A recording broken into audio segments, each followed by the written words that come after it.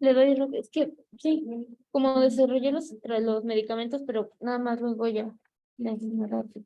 Sí.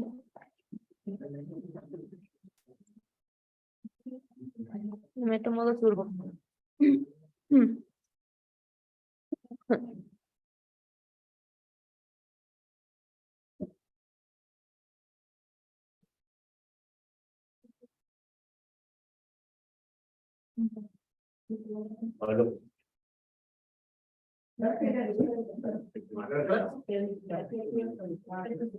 No, ahorita vamos a ver la presentación para que los que salimos de aquí se van a presentar.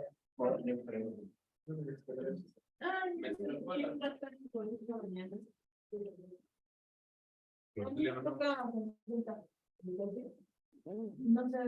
pero mañana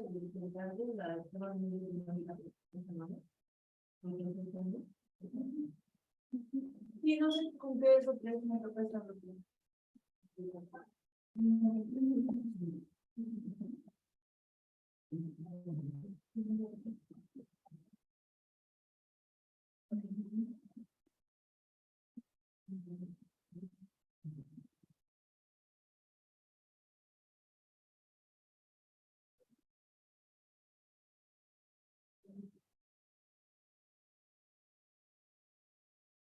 Siento que se me ven más las ojeras que ayer.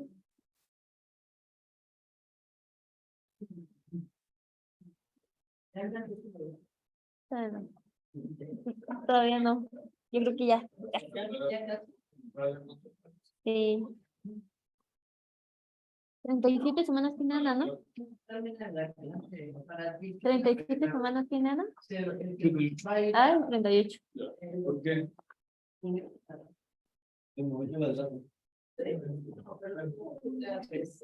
Vale la pena que te quede.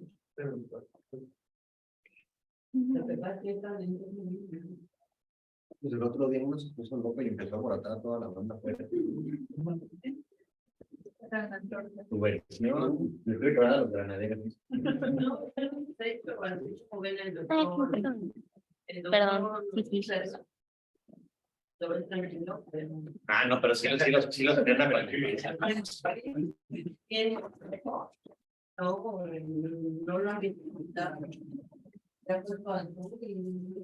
No, dice, no, lo que es muy nada con la ropa que nos estamos en. No más. Sí, de llamar a alguien. Cuando sea como se pretende, quieren la tercera entre la oficina, después de donde están, y háblenle a ¿Qué pasó? No, nada, porque ya se pone el ojo los pacientes. Me dio una botella de agua vacía y le empiezan a golpear la mesa como si fuera 9 milímetros. Para que salga corriendo.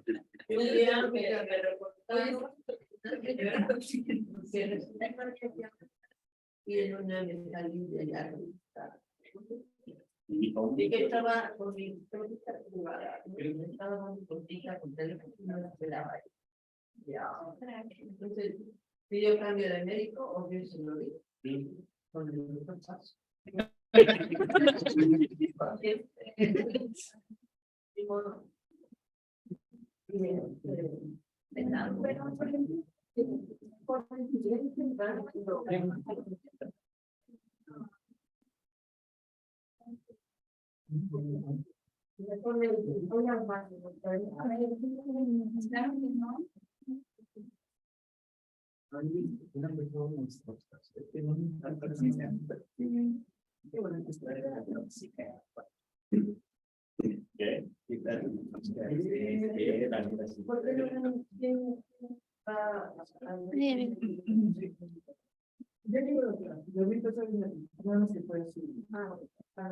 ¿Cómo me lo pongo en su amigo? A lo mejor él no estaba todavía. Dile que estamos llegando. Es que falta, creo que compartir. Doc, todavía no llega el otro doc. A ver, déjala desconecto, creo que, no. Bueno, ya llegó, pero Richard.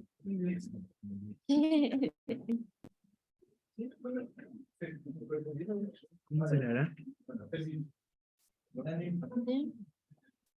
A ver, creo que se desconectó otra cosa. A ver si ya está grabando.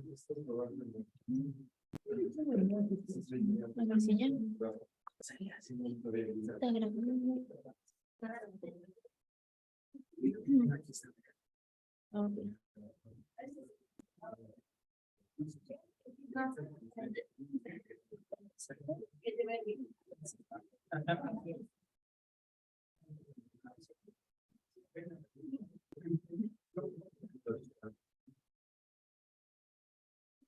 Se supone que ya. Bien. Ay, pero se ve más cortito. Ahí está.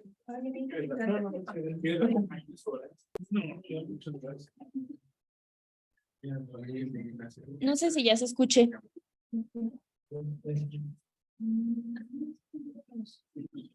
Sí, sí se escucha. Ok.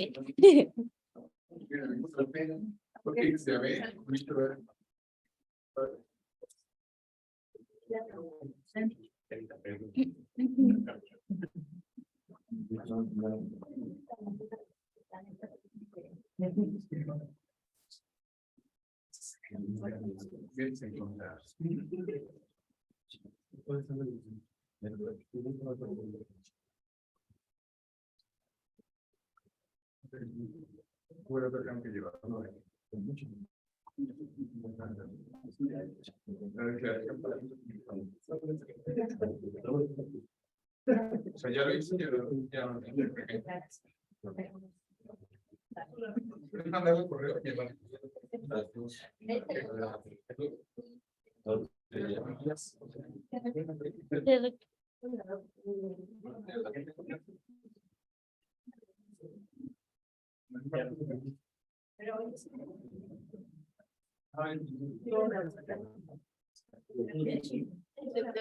doctor Díaz.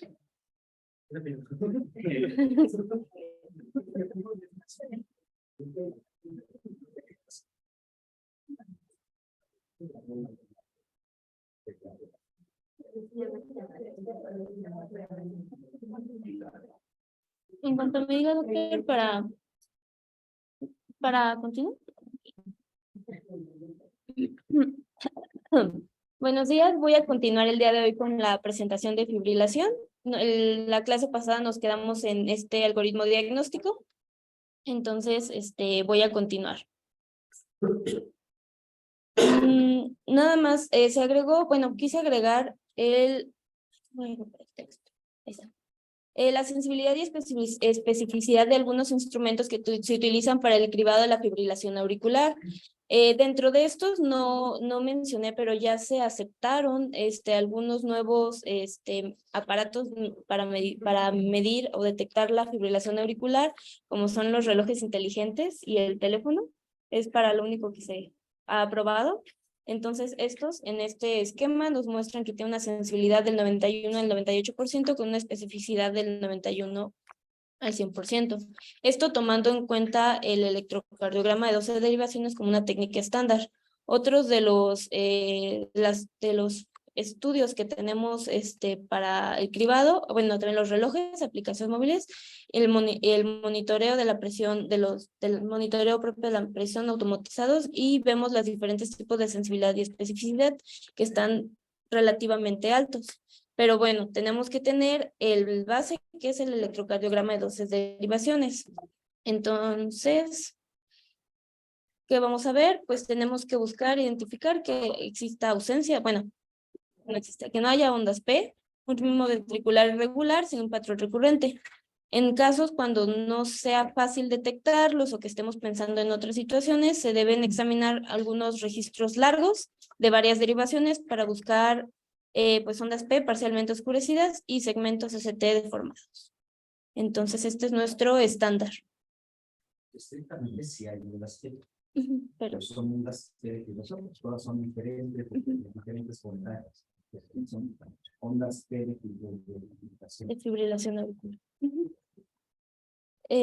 Bueno, y este es un algoritmo que nos va desglosando cómo vamos a ir viendo a los pacientes con fibrilación auricular. En todos los pacientes con fibrilación auricular, pues como ya comenté, se va a hacer la historia médica, se van a relacionar los síntomas con los de la fibrilación, se va a buscar el patrón, las enfermedades concomitantes. Ahorita voy a hablar un poquito más de esto, de las escalas, y vamos a sacarle pues escalas de riesgo. En este caso se toma un electrocardiograma. También toman muestras para buscar una función renal, tiroidea, los electrolitos y un recuento sanguíneo completo. Y también se recomienda realizar un ecocardiograma transtorácico. En pacientes con fibrilación auricular seleccionados, pues se puede hacer una monitorización ambulatoria para buscar un control adecuado de la frecuencia y relacionar los síntomas. También se sugiere el ecocardiograma transesofágico para buscar pues valvopatías o trombos en este caso. También hay biomarcadores que nos pueden ayudar. También las angiotomografías, tomografías computadas cerebrales y resonancia. En pacientes, pues estoy ya buscando sospecha de ictus, que ahorita lo voy a hablar un poquito más. Y las resonancias. Y pues para un seguimiento, pues todo esto es para garantizar un buen seguimiento. Y pues todo esto, además de que se menciona que es un tratamiento multidisciplinario, que se debe hablar muy bien con todas las personas que están involucradas, no solo el paciente, sino cuidadores, el cardiólogo y los médicos que vean las comorbilidades que suele tener el paciente. Y pues se sugiere que esté en seguimiento y control con personal de enfermería entrenado. Bueno, como ya mencioné, desglosándolo un poquito más, al diagnóstico siempre a los pacientes se le van a pedir, aparte, electrolitos séricos o hormona estimulante de tiroides. Esto es para descartar o buscar otras causas. También, como mencioné, es importante la ecocardiografía transtorácica, tanto para buscar coágulos que nos van a servir, que va a servir como para descartar o identificar o, vamos a decir,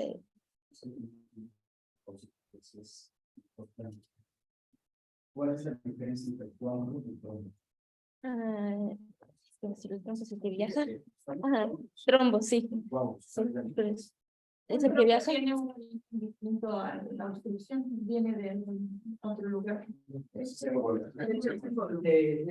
contenido, la composición del coágulo usualmente está formado por fibrina y el trombo por las plaquetas.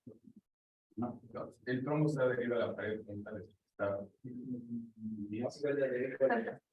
Es mucho más sencillo de lo que creemos.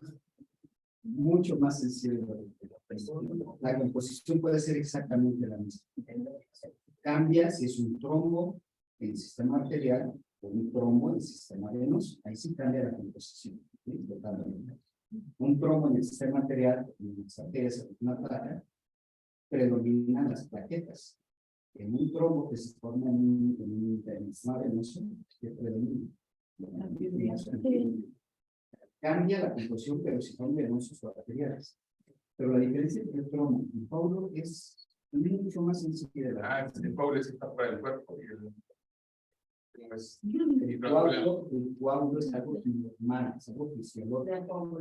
Y el trombo, ¿no? El trombo es algo anormal. Entonces, si ustedes se refieren a un trombo, es porque es algo que no tiene por qué haberse formado. Si hablan de un coágulo, es que un corte y un coágulo. Está bien, si dicen un corte, se me forma un trombo, está mal empleado. Porque es algo que el coágulo es algo fisiológico, normal. ¿No? Es así de sencillo. Bueno, y también se solicitan pruebas de función hepática, de función renal, también para, bueno, nos van a servir más adelante para el tratamiento, y también buscar sangre oculta en heces, se sugiere, pues en este caso, para el tratamiento de la anticoagulación. Este esquema lo manejaba la guía para mostrarnos diferentes técnicas de imagen que se utilizan para la fibrilación auricular. Bueno, en este caso, por ejemplo, algo que usamos mucho, la tomografía, que nos va a ver anatomía y detección pues de trombos también. La resonancia magnética es la que vemos que tiene un poquito más de características, que tanto nos va a ver la anatomía, estructura y función, y pues el estándar, el mapeo electrofisiológico para la función. Para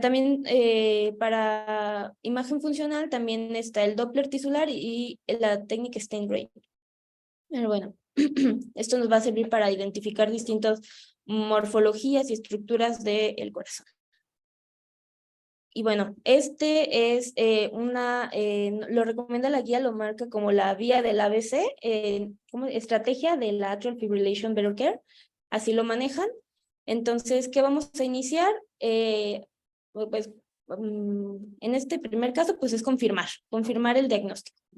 El segundo paso, que sería sería caracterizar la fibrilación auricular, el riesgo de ictus, que ahorita también lo vamos a desglosar todo un poquito más, la gravedad de los síntomas, que ya lo comentamos en una escala pasada, la gravedad de la carga de la fibrilación, en este caso duración, reversión, si es espontáneo o no, y la gravedad del sustrato, las comorbilidades propias del paciente. Posteriormente a estos dos ya pasamos al ABC, que ahorita lo voy a poner más para acá. ABC, A de anticoagulación, la prevención, que sería esto. B, la gravedad de la carga, el buen control de síntomas. Y C, el control de la frecuencia y comorbilidades, gravedad del sustrato, que estas son las cuadritos que nos manejaba la guía, pero ahorita los voy a desglosar un poquito más. A esto se refiere el algoritmo. Y bueno, ya aquí empezamos un poquito con el tratamiento. Todo paciente se va a dar anticoagulación, se va a dar control de ritmo y control de frecuencia. Aquí hay algo de controversia en cuanto a qué es primero, si el control del ritmo o de la frecuencia. Entonces, generalmente se recomienda que sea primero del ritmo o frecuencia, y pues ahí hay un poco de controversia. Encontré algo de controversia en los distintos artículos, pero bueno, principalmente el control del ritmo sea antes en pacientes jóvenes con una fibrilación sintomática y que sea el primer episodio.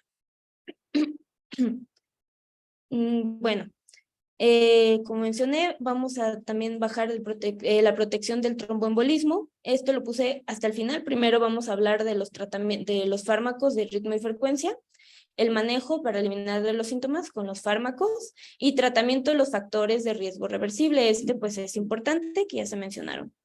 Este es un esquema muy general, cortito. Como mencioné, fármacos que controlan ritmo, fármacos que controlan frecuencia, y hay otras técnicas que la cardioversión eléctrica y la ablación por catéter. Ahorita más adelante tengo un algoritmo donde más o menos ponemos cómo nos vamos a ir desglosando en estos pasos. Fármacos que controlan el ritmo. Principalmente, pues, beta bloqueadores. Hay distintos fármacos que también en diferentes guías mencionan diferentes niveles de evidencia y en qué casos se utilizan de mejor manera, que están más indicados. Es la primera línea de tratamiento, pero pues hay que tener especial cuidado en pacientes con comorbilidades, como nos comentó el doctor, pacientes con insuficiencia cardíaca, con fracción reducida. Entonces, hay que evaluar al paciente para ver qué fármaco es el ideal. Entonces, bueno, el que usamos mucho, metoprolol, 5 miligramos, se puede dar cada 5 minutos, hasta 15 miligramos o de forma de 50 a 100, 2 veces al día. Estos son algunos pues, efectos adversos que ya todos vamos a saber y conocer. Y datos que tenemos que cuidar, claramente, pues los que son selectivos y no selectivos, pues buscar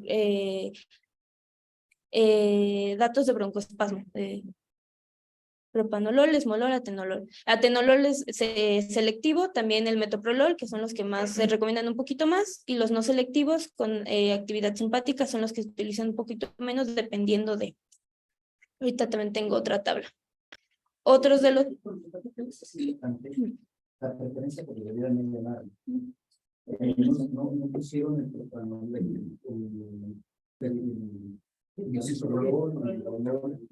el propanolol realmente ya no usamos.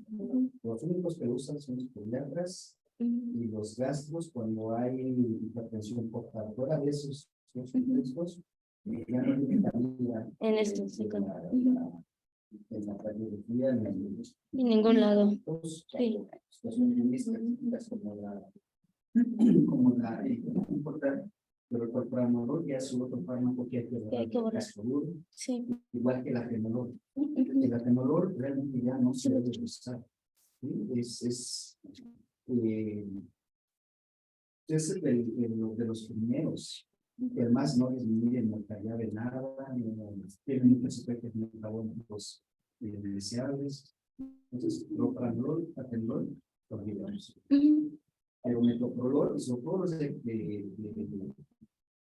altamente casos selectivos.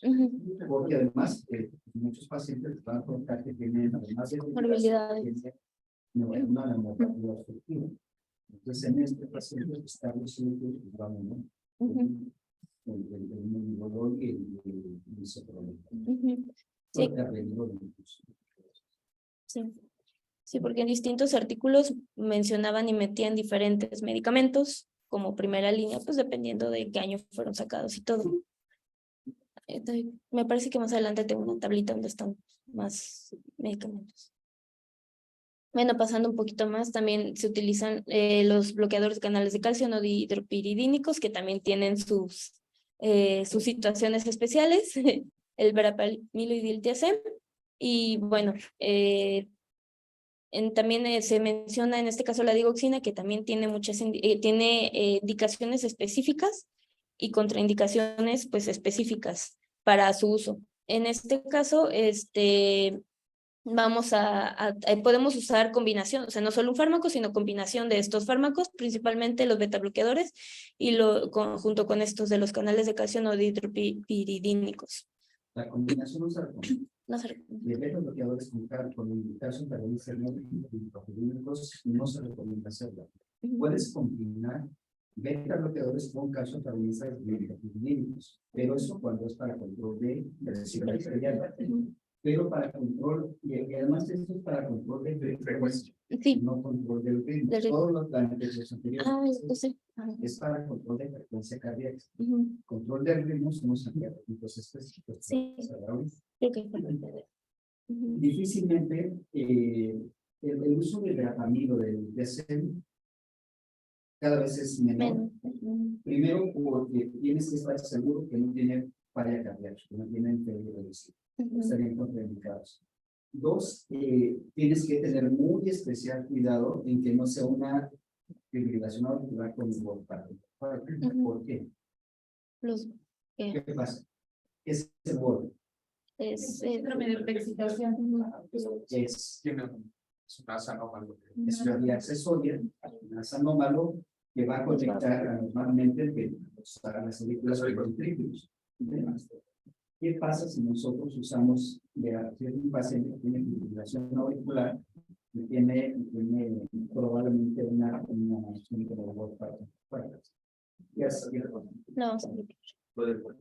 no, más bien lo bloquea. Estos fármacos van a disminuir en forma considerable la conducción del nodo auriculoventricular.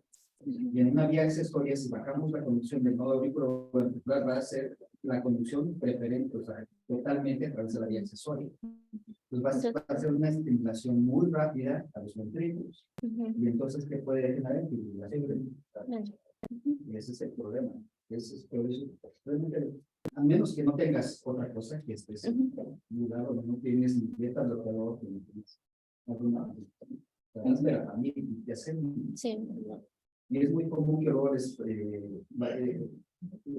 ya le pasé verapamilo y no salió, pues ahora pone beta bloqueador intravenenoso y no salió, pues ahora pone digoxina. Espérense unas horas, se va a bloquear. Se va a bloquear y van a estar corriendo tratando de poner una placa. Si no sale con uno de los fármacos, porque se van tomando las dos, te van a agregar. Pues lo que hay que hacer es que si no sale, pues también más fácil. Y la digoxina también es un fármaco que cada vez se usa mucho menos en fibrilación auricular. A menos que no haya un control ya con beta bloqueador. Si no hay control con beta bloqueador, puedes asegurar la digoxina. En estos medicamentos también la guía y el artículo que revisé mencionaban que para el control farmacológico se ocupa ver muy bien el contexto del paciente para ver, pues a veces no hay medicamento, no se puede resurtir, el dónde se está viendo, entonces todo esto es un control muy específico con los pacientes, porque que precisamente puede que sean fármacos que le ayuden un poquito más, pero no puede acceder a ellos o que por alguna razón no se pueden. Es- La indicación, por nivel de identificación desde el mundo de la existencia, ¿no? Sí. Es la evidencia basada en la existencia. Y bueno, el control de frecuencia, aquí están algunos, está al revés. Está con el ritmo. Sí, creo que fue un pequeño errorcito de dedo. Bueno, aquí hay algunos ejemplos de fármacos de la clase 1A, la procainamida, gluconato de quinina, disopienamina, y bueno, algunos de los efectos adversos o cosas datos que tenemos que vigilar cuando usamos estos medicamentos. Hay algunos que se usan un poquito más que un poquito menos, también por el nivel de evidencia y por el tipo de pacientes que suelen presentar estos síntomas. Sí, ajá, no hay. Y el problema de eso es por la quinina, Sí, se ocupa un control pues, estricto.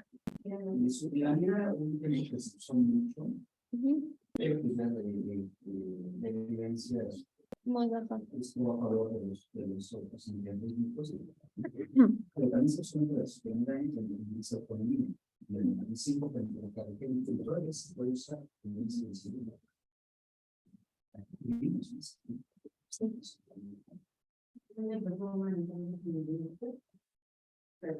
Pero sí, también. Electrocar ahora, y aún así se muere.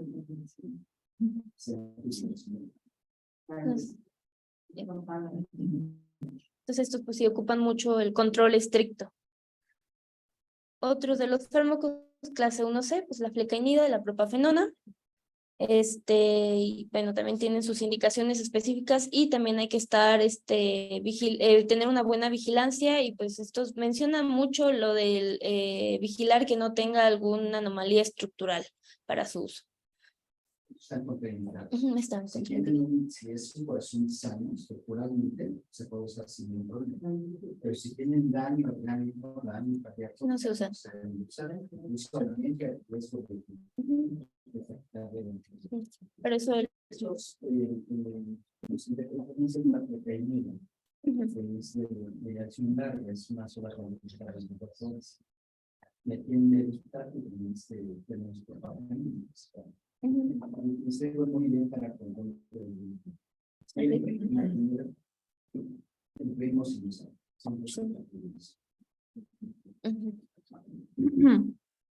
Y bueno, ahí se mueve un poquito, pero también clase 3, hay un poquito más de fármacos que también hay mucho menos, también es complicado encontrar, como por ejemplo ibutida, la amiodarona, que es la que más conocemos, sotalol, dofetilida y dronedarona.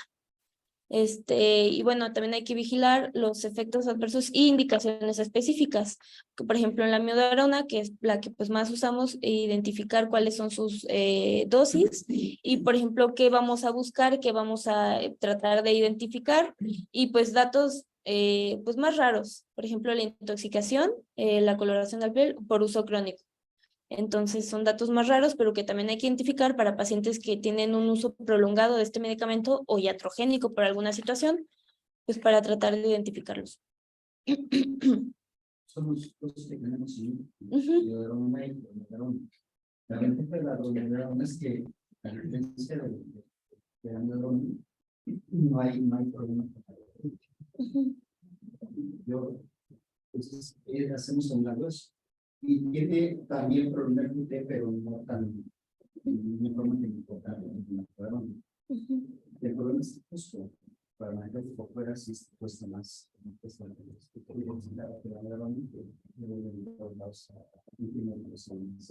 Pero si tienen la oportunidad de eliminar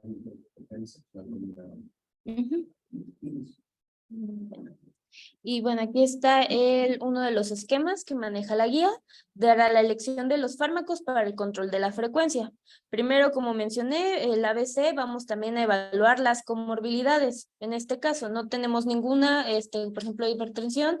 Entonces, vamos a empezar al tratamiento de primera línea, con bloqueadores, beta bloqueadores o los no dihidropiridínicos.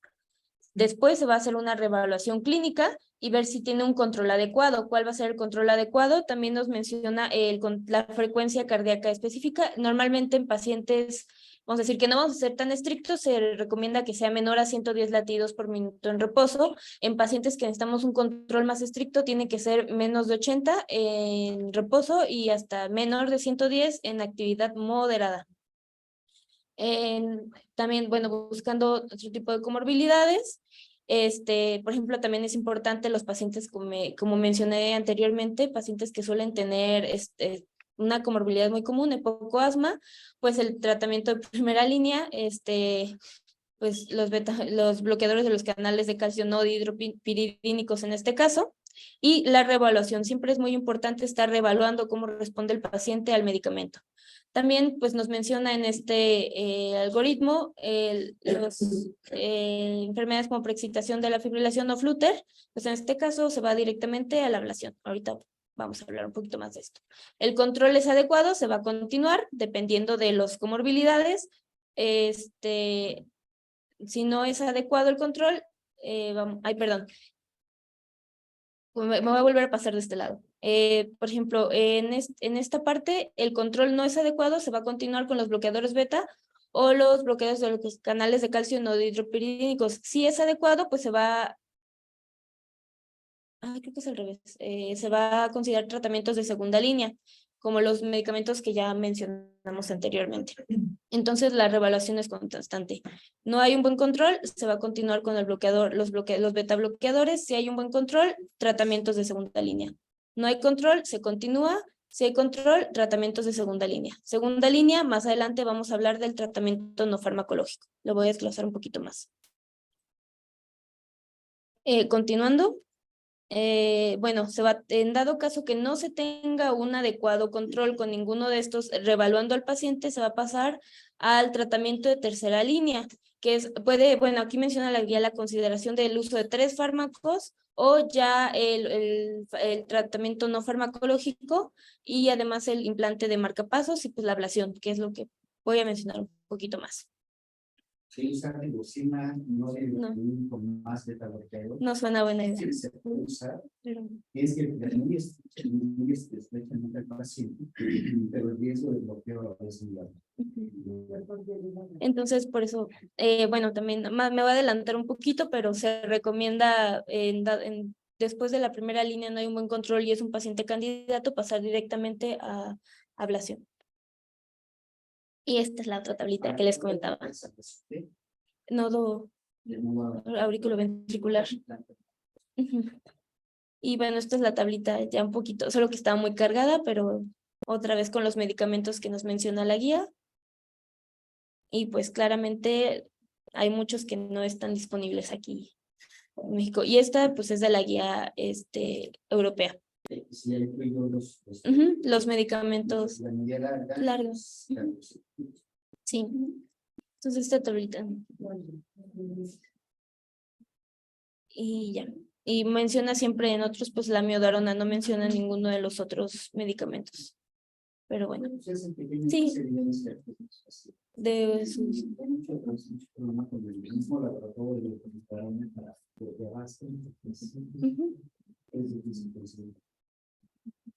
Y bueno, también aquí los separé buscándolo un poquito más, también para ver los otros que existen, pero bueno, ya los mencioné.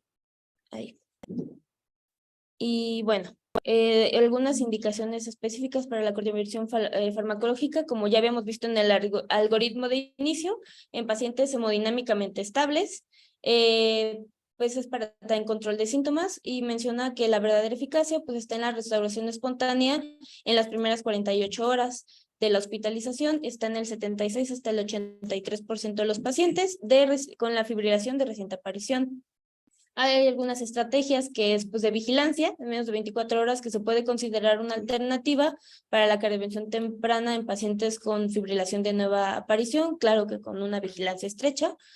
Y pues la selección de un fármaco específico se basa pues en el tipo y gravedad de las cardiopatías y enfermedades asociadas en el enfoque integral del paciente. Este lo encontré en este artículo que mencionaba este medicamento. Es un fármaco de efecto cardioversión más rápido que se utiliza en pacientes con insuficiencia cardíaca leve o con cardiopatía isquémica y es un poquito más efectivo que la mededorenflecainida. Lo encontré en el artículo y lo quise mencionar, pero no está. Pero bueno. Y bueno, algunas recomendaciones, niveles de evidencia de los medicamentos que mencionaba la guía. Y pues como vemos, la mayoría de los medicamentos pues tienen un grado de evidencia grado B.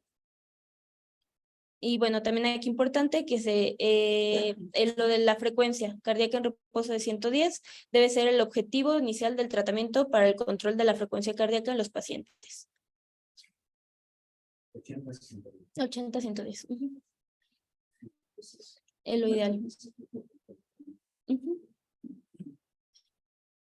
Y bueno, aquí lo modifiqué un poquito para que quede. ¿En qué casos vamos a hacer una cardioversión? Ya vimos acá, cuando el paciente está hemodinámicamente estable, comprobar la coagulación, que ahorita, como mencioné, va a estar hasta el final. Si se usa ya algún anticoagulante terapéutico o no, en ese caso, si se va a iniciar. Y los mecanismos por los que vamos a pasar. Por ejemplo, una cardioversión temprana puede ser farmacológica o eléctrica. Y esto se va a dar tras el tratamiento de anticoagulantes en dado caso que el paciente no los tenga ya. Nos podemos esperar la de vigilancia a la cardioversión farmacológica o eléctrica. Y esto también lo podemos hacer solo en las primeras 48 horas tras corroborar o iniciar el tratamiento anticoagulante. Y bueno, ya pasándonos de este lado, ¿cuál va a ser una cardioversión eléctrica urgente? Pues cuando el paciente esté hemodinámicamente inestable. Y también pues regresamos al mantenimiento de la anticoagulación después de la cardioversión, tanto sea en paciente estable, farmacológica o eléctrica, o pues inestable, que sea eléctrica. Medidas no farmacológicas rápidamente, cardioversión eléctrica, pues en pacientes inestables. Menciona que la guía que es el método preferido para los pacientes con fibrilación y un deterioro hemodinámico y pues es más rápida. Entonces también en pacientes cuando ya tienen un uso crónico, pues ya se usó una cardioversión farmacológica en pacientes estables y no se lo pueden dar o no contamos con la existencia de medicamentos para que continuar con los segundos o tercera líneas, pues se recomienda la cardioversión eléctrica. ¿Crónico o asincrónico? Sincrónica. Asíncrono. ¿Por qué? Porque es más imposible que, como es muy irregular, está totalmente irregular, entonces no lo van a poder sincronizar para revertir. Sí. Así. Aquí algunos datos importantes a revisar, pues que el paciente, lo ideal es que esté sedado. Claramente si el paciente está muy inestable y se ocupa y no se cuenta con el medicamento en el momento, pues se puede hacer sin sedación, pero pues si lo vamos a planificar, contamos con el medicamento y todo, pues el paciente requiere sedación. También se debe una monitorización estrecha de la presión y usar la oximetría regularmente y pues disponer de atropina o isoprotenolol o marcapasos en dado caso que exista bradicardia después de la cardioversión. Esto pues idealmente también en cualquier tipo de cardioversión. Bueno, también otros datos, la cardioversión no urgente está contraindicada en casos de presencia confirmada de los trombosis en la aurícula izquierda y se debe evaluar el riesgo tromboembólico antes del procedimiento y después del procedimiento, considerar pues la administración de los anticoagulantes orales antes o a largo plazo, dependientemente de cómo se vaya a cardiovertir. Y bueno, vamos a otras de las medidas no farmacológicas que ahorita se ha incrementado mucho. Sí, siempre bien presente. Si un paciente acaba de estar con fibrilación auricular de urgencias y está hemodinámicamente estable, hay que revertir inmediatamente. Si tiene menos de 48 horas, el riesgo o la probabilidad de que haya un trombo y el embolice es baja. Entonces, antes de 48 horas se puede hacer inmediatamente. Si el paciente está estable y tiene fibrilación auricular de nuevo, no hay ninguna utilización para hacerlo. Debe hacer con toda la calma un ecocardiograma transesofágico. El ecocardiograma transtorácico no nos descarta la presencia de un trombo no en la aurícula, sino en la orejuela, que es el sitio donde más se da más la estasis sanguínea y donde se forma la mayor parte de los trombos que van a embolsar. Entonces, eso se ve perfectamente bien, pero con un ecograma transesocánico. Si está estable, no hay ninguna prisa, se hace el ecograma, se verifica que no hay ningún trombo, pero deben estar anticoagulados, ¿sí? Si están en el hospital, pues con las heparinas no fraccionadas. Y en forma ambulatoria se le planea hacer una coagulación. Ya que viendo el tamaño con mi ecocardiografía, el tamaño de la aurícula y que no haya trombos en la aurícula, pues pueden planear incluso una coagulación elegida por el médico. ¿La heparina es en bolo o se usa Es la no fraccionada.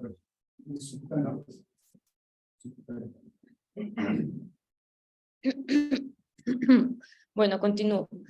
Ay, No fraccionada, sí, ¿verdad? Es la de bajo peso intelectual. Es la de bajo peso intelectual. Tiene puesto con el no tiene, pues se puede poner en discusión. Y esas con las unidades, si es la no fraccionada, y la deja sin discusión. Y pero de referencia clara de bajo peso intelectual. Esa es la actitud. y bueno, esta técnica cada vez se utiliza más y tiene mejor nivel de evidencia. Y todavía las guías la mencionan que se va a considerar después del fracaso o la intolerancia a la terapia farmacológica. Entonces, estamos hablando de la ablación con catéter, bueno, del nódulo auriculoventricular. Esta. Ujú. La ablación con catéter de la fibrilación es efectiva para mantener la frecuencia en pacientes con fibrilación paroxística o persistente. También pues, se menciona que cada vez se usa para la prevención de las recurrencias y pues es eficaz para el control de la taquicardia excesiva, marcapasos, y en pacientes muy sintomáticos. El beneficio clínico pues es la reducción de los síntomas relacionados con la arritmia y pues generalmente mencionable ya no está indicada en pacientes asintomáticos. Algunos indicaciones, datos específicos es la edad avanzada, pacientes con insuficiencia cardíaca avanzada o enfermedad pulmonar obstructiva, que pues estos van a limitar el uso del tratamiento farmacológico, también se puede indicar. Otro de las medidas no farmacológicas es la ablación de algunas partes específicas. La implantación de marcapasos. La ablación del nodo auricular, la fibrilación auricular paroxística, no se puede. ¿Por qué? Porque esos pacientes van a ir a ablaciones de venas pulmonares. Entonces, no tendríamos que contemplar la ablación para control de ritmo del nodo AB en planta de marcapaso en etapa paroxística o persistente.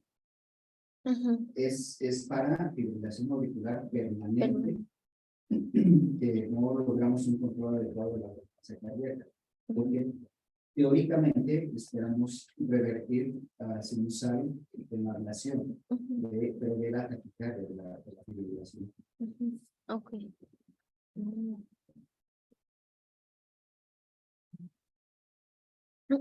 También esta parte, el artículo mencionaba la ablación de algunas de las partes de la aurícula izquierda.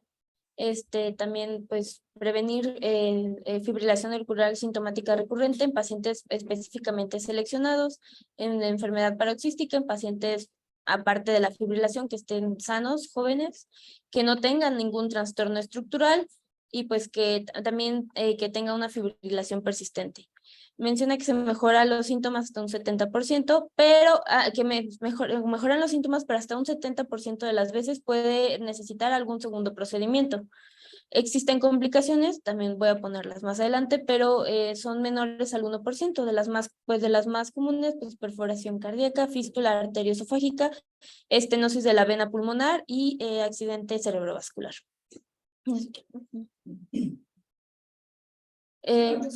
La ablación tiene criterios muy ¿Cuándo hacer la ablación de las venas pulmonares? No es lo mismo hacer una ablación en un paciente que tiene corazón estructuralmente sano, que sea una fibrilación auricular hepática, donde predominantemente los focos de las entradas están en las zonas pulmonares, en un paciente que tiene una valvulopatía mitral, que tiene una aurícula remodelada. La tasa de éxito de una aurícula remodelada, aunque esté de un tamaño todavía adecuado, si tiene daño mitral, hay mucha fibrosis, está muy remodelada. Entonces ahí no va a ser suficiente con hacerle ablación de las venas pulmonares. Ahí se tiene que hacer todo un laberinto, es muy complejo porque se tiene que hacer. Cuando no es en las venas pulmonares el único sitio, se aíslan las venas pulmonares, pero además se tiene que hacer aislamiento entre cada vena, de la superior e inferior, y de la derecha a la izquierda.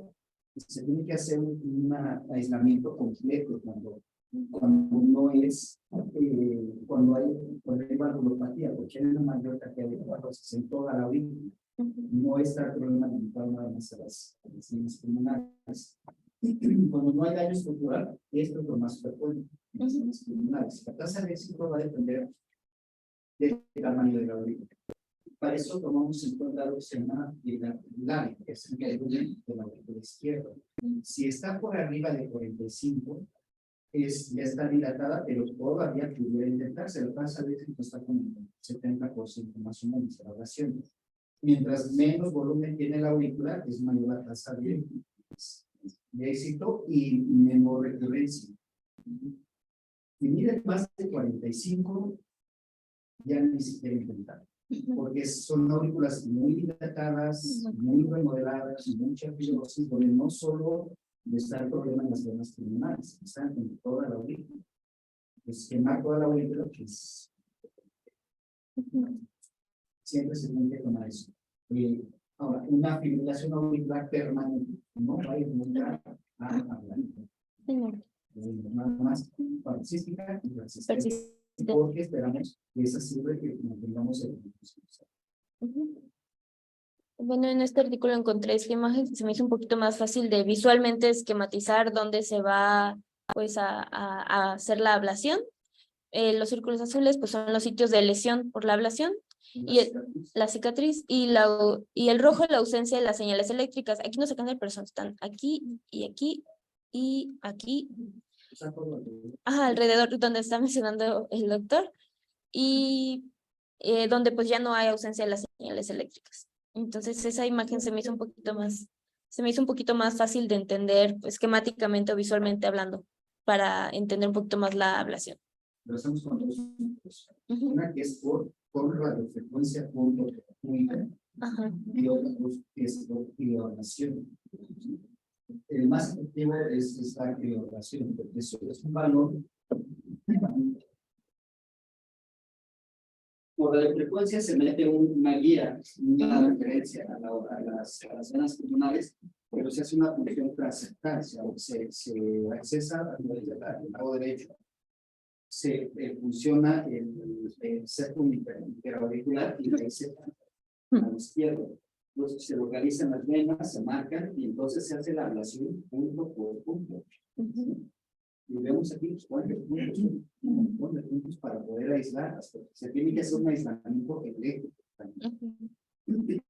Y esta es más tardado, la ablación con radiofrecuencia. Y esta es la que tiene también el mayor riesgo de perforación. ¿Por qué? Se está quemando literalmente. La ablación con crío es más efectiva porque además son los balones, digamos, tienen la guía, se mete a la vena y aquí queda el balón ¿sí? en el ósculo de las venas pulmonares. Y ese balón es donde se inyecta el árbol, que es el que actualmente se usa, que se enfría hasta menos 75, 100 grados. Y entonces ¿qué es lo que hace el frío con las células? Bueno, ¿qué pasa el frío con el agua?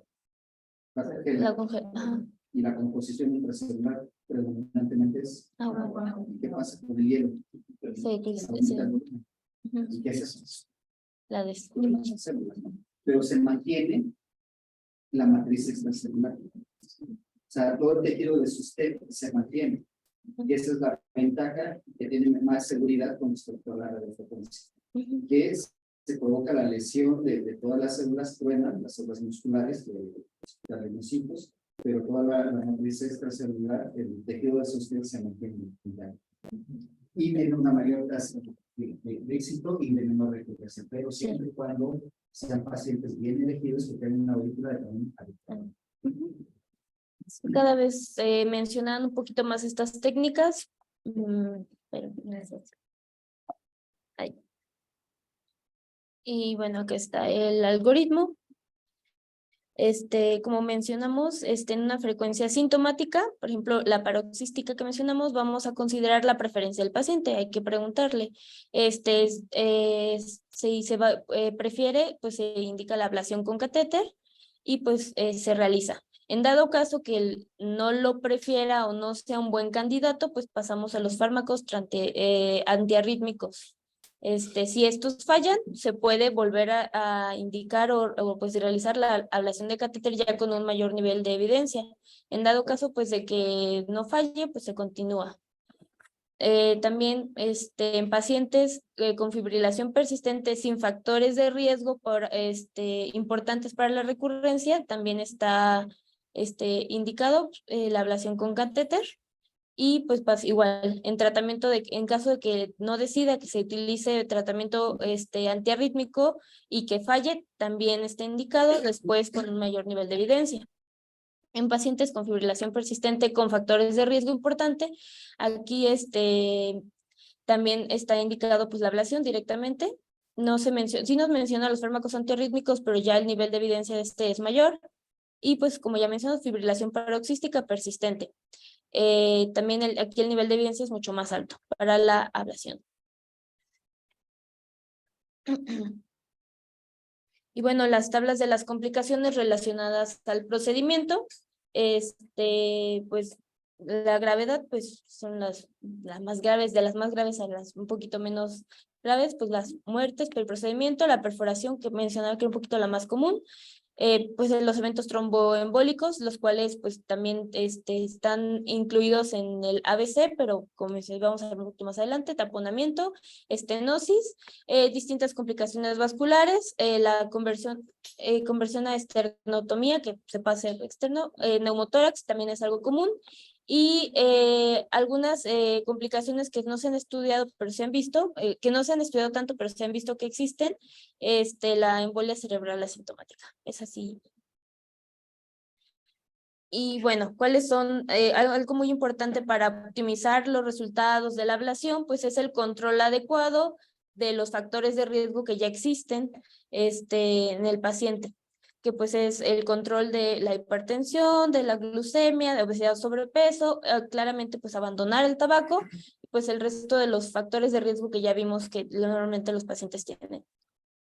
Ahora sí, importante, ya entrando a la anticoagulación, es el tratamiento de primera línea para la prevención del tromboembolismo y su uso pues está guiado en la estimación del riesgo de ictus según las puntuaciones. La que menciona que se utiliza porque es más estandarizada es esta, la CHA2-VASc. CHA2-VASc. Entonces, en esta vamos a ver distintas cosas. Por ejemplo, la insuficiencia cardíaca nos va a dar un punto si el paciente cuenta ya o padece hipertensión. La edad, que como vimos es importante tanto para la fibrilación como para la anticoagulación. La diabetes también es importante. Que ya haya tenido un accidente o un evento previo también nos da una puntuación más grande. Que ya tenga alguna enfermedad vascular.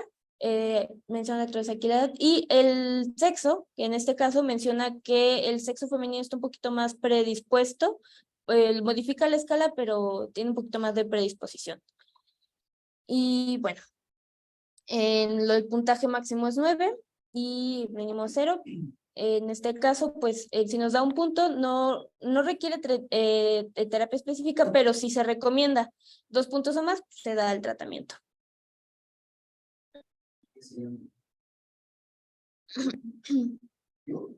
Sí, lo ideal en este caso pues es anticoagular todo. Es altísimo.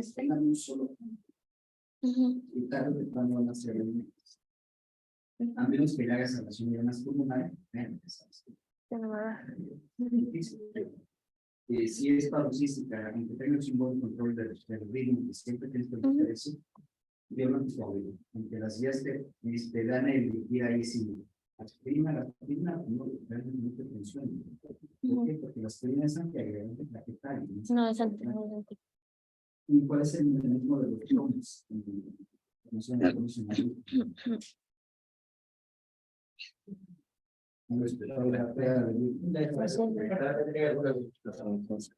alguien recibe fibrilación auricular y en ese momento, aunque dure unos minutos, se dan las tensiones adecuadas, se va a poner un y lo hemos visto.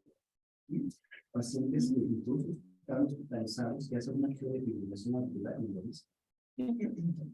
Entonces, lo que preferimos nosotros es en el punto que tenga ya grados. Con cero, si ya no, Sí, pero con un punto sí, se recomienda. y de preferencia por un principio. ¿Cuánto tiempo se debe dar? Pues no sé por todas partes, 4 años. No, porque yo se la trabajo y este trabajo que si entiendan que Si es una evaluación 3 meses.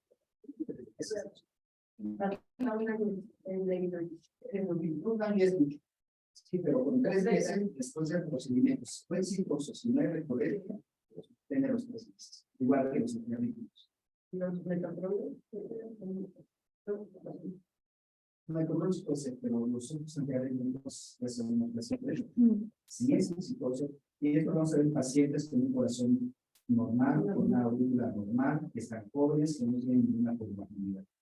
Es la fibrilación auricular idiopática, que es la mayor tasa de hacer la ablación y planeas en 3 meses y tal vez se requiera un tratamiento.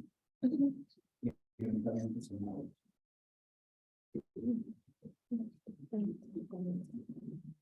En otra de las escalas que se utilizan, pero esto es para el riesgo de hemorragia, que también hay que tener en cuenta, que ya mencionan que no se usa tanto, pero de todas maneras hay que tener en cuenta, es la Hasbled. En este caso, pues vamos a tener un puntaje, un riesgo, pues cuando es bajo o muy bajo de 0 un punto, 2 riesgo moderado, de 3 a 5 ya es un riesgo alto y riesgo muy alto. Todo esto pues ya en uso de en los pacientes que van a tener una anticoagulación para evaluar el riesgo-beneficio que se va a dar.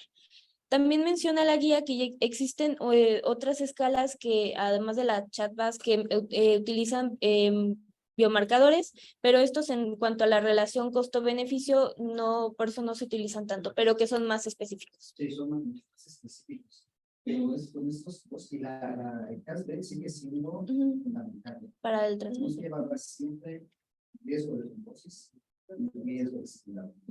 Es esta escala de riesgo de sangrado no quiere decir que tengan contraindicación para la coagulación. Habla de riesgo. Entonces no contraindica, porque habla de que tiene un paciente, su paciente tiene 5 puntos, Ya es. riesgo de sangrado muy alto. Pero si tú vas entre si un riesgo de trombosis muy alto y un riesgo de sangrado muy alto, El sangrado. ¿qué prefiero? ¿Una vez hemorrágico o una vez sistémico? ¿Hemorrágico? ¿Cuál tiene más, cuál tiene la más buena? Más secuelas. ¿Cuál causa más daño? El sistémico causa más daño. Ahí no hay forma de que le hagas absolutamente nada. El hemorrágico y finalmente se puede ir a quirófano o vena y quedan con menos secuelas. Pero debe ser público, ¿no? Ahí sí se interrumpe totalmente el flujo de sangre. Y en el hemorrágico es por compresión, el tema cerebral, entonces las secuelas, además la posibilidad de que se haga un drenaje, pero el esquema es más, es más catastrófica para la esquema. Entonces, esto es para saber que si vamos a un hablar, pues, tenemos que tener mucho cuidado, ser más estrictos y cuidar más al paciente que no haya tenido un riesgo de obesidad o no por prevención de población. Ahora, ¿qué pasa? Que es un riesgo de sangrado sumamente alto, es un paciente muy frágil, y ya tengo ahí sangrado por los Vas a hablar de los supresores. No. Perdón. Sí. Ya casi. Bueno. Sí. En pacientes con un trombo bajo riesgo, pues, que se sabe que la fibrilación ha estado presente menos de 48 horas, la cardioversión, pues, no se necesita un periodo previo de anticoagulación, como nos comentó el doctor, pero solamente, pues, cuando se sabe que es, reciente y menos de 48 horas. Si no conocemos el tiempo que tiene el paciente, con fibrilación, sí se recomienda la anticoagulación. Y si se da, pues, cardioversión, la cardioversión antes, se puede iniciar la anticoagulación, y realizar un ecocardiograma esofágico. Y bueno, los anticoagulantes, antes se mencionaba que este era el principal y el único y el como mayor nivel de evidencia. Ya se vio que los medicamentos no dependientes de la vitamina K también tienen el mismo nivel de evidencia, ya se usan de la misma manera que que es la warfarina. Pues bueno, el médico, la guía también dice que se puede iniciar con la warfarina. La dosis se ajusta al INR de 2 a 3 y la mayoría, en los pacientes que tienen válvulas cardíacas, la dosis se ajusta a un INR de 2.5 a 3.5. Y bueno, aquí algo importante es que este medicamento tiene muchas interacciones farmacológicas y dietéticas y de todo tipo, y pues también se tiene que estar revisando constantemente el INR para su control. Entonces es un dato importante para pacientes que vamos a anticoagular con warfarina. Por eso se ha incrementado el nivel de evidencia de los anticoagulantes orales no dependientes directos. Y bueno, está una tablita donde están los que ya usamos un poquito más con sus dosis, como el dabigatran, rivaroxaban, apixaban y edoxabatran. Estos, pues la ventaja es que no requieren un análisis recurrente para evaluar el INR y pues tienen una interacción farmacológica y alimenticia mucho menor que la warfarina. Y pues en estos todavía no se evalúa la eficacia en pacientes con válvulas cardíacas mecánicas. En este caso sí se utiliza la warfarina. Sí, está suficiente, por eso están complicadas. Hay suficiente evidencia para que sigan conectadas los componentes directos y procesos mutuamente. Por eso, la única sigue siendo warfarina o acetaminofén, son los antagonistas de la vitamina. Y las grandes ventajas es no requieres monitoreo de tiempos de población. Y a mí me ha tocado que digan, está mal porque no le está haciendo el medicamento porque los tiempos de población están normales. Ya están normales. De eso se trata. Una población de directo se tiene que estar checando los tiempos de población. Sí, es una efecto anticoagulante bien establecido, con un efecto esperado y bien determinado. Lo único es tener cuidado que no tengan estenosis mitral y que no tengan una válvula mecánica. Pero eso, siempre tienen que hacer la de todas las declaraciones de la comunidad. Sí. Y bueno, eso más o menos, no mencioné, no abarqué los otros tratamientos y también las interacciones que se tienen con las distintas comorbilidades. Todo esto pues se debe tener un mantenimiento para también cuidar los factores de riesgo y pues existen diferentes indicaciones o tratamientos para los diferentes tipos de pacientes. Como mencioné, es un enfoque integral dependiendo del paciente, de su adherencia al tratamiento, de la red de apoyo que tiene, en dónde se encuentra, y pues también en hay que verificar el seguimiento, porque incluso con los anticoagulantes no siempre todos los pacientes tienen la misma adherencia o precisamente saben cómo usar estos tipos de medicamentos. No sé. No, sería comentar lo de los supresores. Los supresores. Actualmente tiene una indicación muy precisa, no son clase de pero son pacientes que no solo es que tengan un riesgo de sangrado inmediato, sino que ya hayan tenido sangrados Anterior. y que tengan una fragilidad muy importante. Por eso hay una escala para evaluar la fragilidad, y ustedes la usan también. Si esa escala de fragilidad es alta, es un paciente muy frágil, es un paciente que ya tiene sangrados o que ya tiene alguna patología, que sabes que va a sangrar en la coagulante, si tiene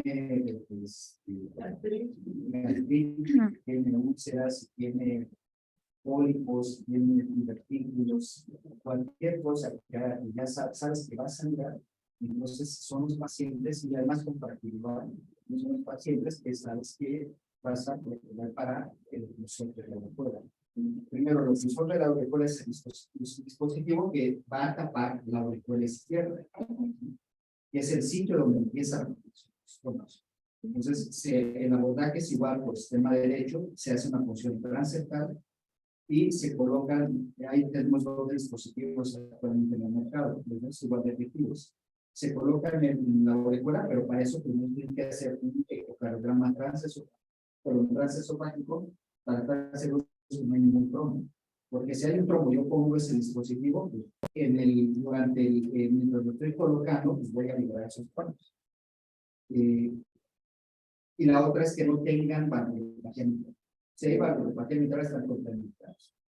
Se pone el dispositivo, se deja, y va a tardar más o menos 3 meses en localizarse para ya dejar de usar la coagulante.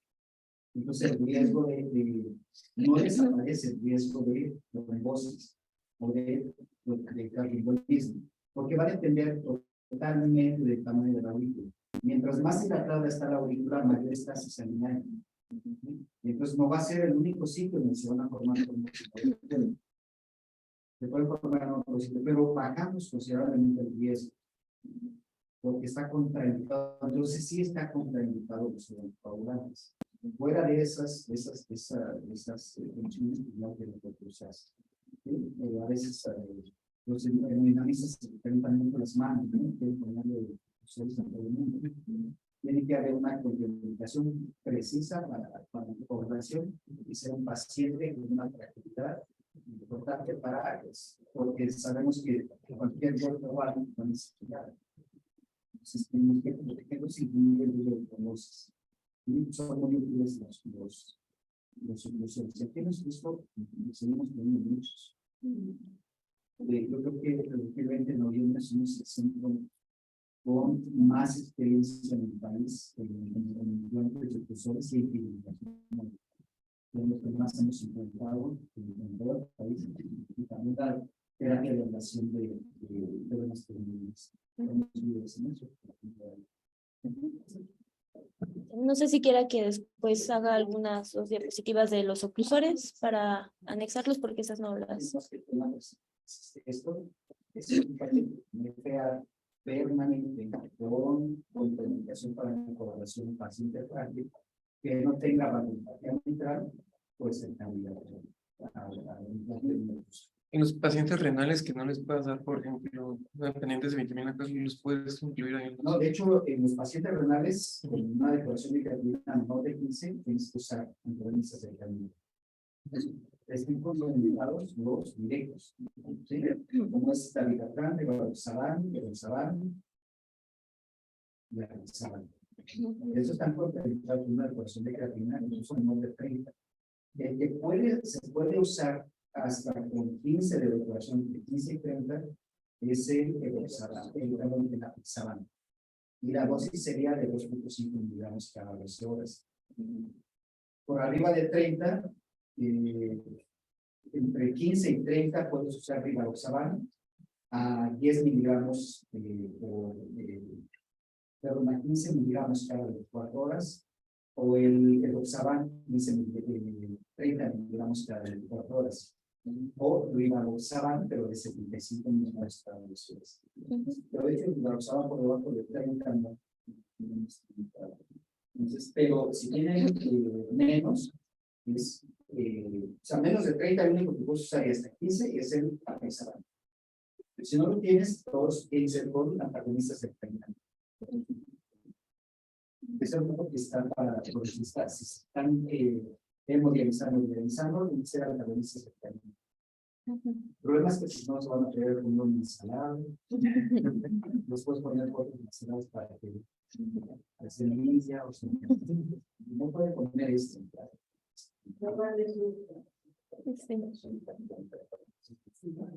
¿Dudas? Dudas, no.